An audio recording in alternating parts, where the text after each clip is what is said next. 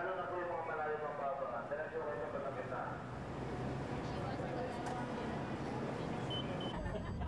Hindi naman tama yan. Dapat isang pamilya. Kaya daw family po, diba? Isang pamilya, oh.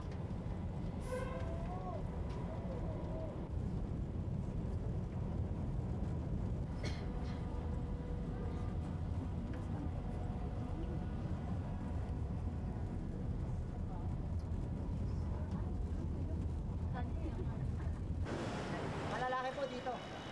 Mga babae dito. Mga babae.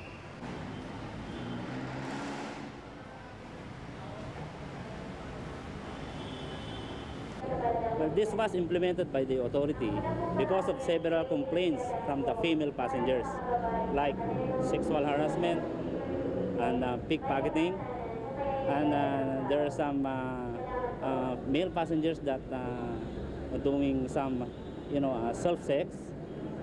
So it was reported to the management. Nagdalan tayo. Malaki lang po dito. Babae po, mga babae po dito.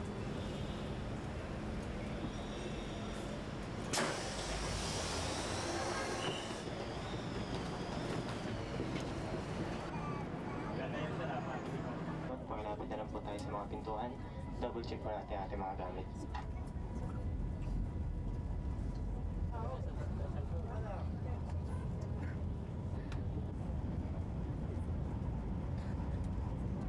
Mga complaints. May narinig ba kayong complaints from the film? Oo, siyempre, pagka nasisiksikan ng mga lalaki, siyempre nag-chancing sila, nagte-take advantage sila sa inyo. Saka mas nandudukot ba, nang-i-snatch ng mga bag. I think it's great. Because it's separate from the males. Because often males take advantage of the females. Yeah. Malaki po dito, babae po dito.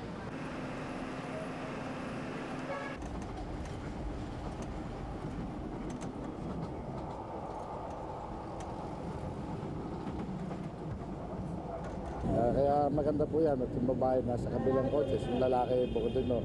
Mawala ko yung reklamo kasi talagang nagkakaroon ng chancing yan dyan, lalo pag puno po yung trade.